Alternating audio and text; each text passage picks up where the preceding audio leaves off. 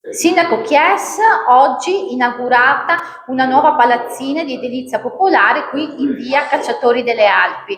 Può darci qualche dettaglio su questa operazione?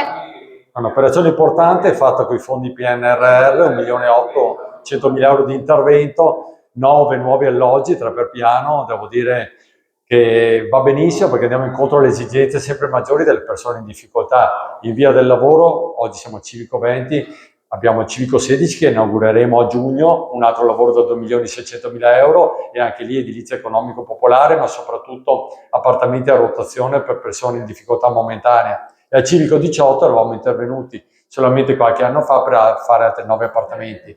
Alla fine sono 6 milioni e mezzo di euro di interventi in 3 civici per 18 e 9, 27 nuovi appartamenti. Devo dire veramente un passo importante, anche se c'è ancora molto da fare.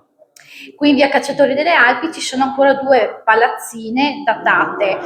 Che cosa avete intenzione di fare? Verranno abbattute o verranno recuperate anche quelle? Ma pensiamo di abbatterle comunque per creare più spazio e anche più vivibilità per quelle attuali, e invece di due realizzarne magari una di dimensioni maggiori. Questo ci permetterebbe di avere più prato a disposizione per le altre palazzine e al tempo stesso una vivibilità sicuramente migliore.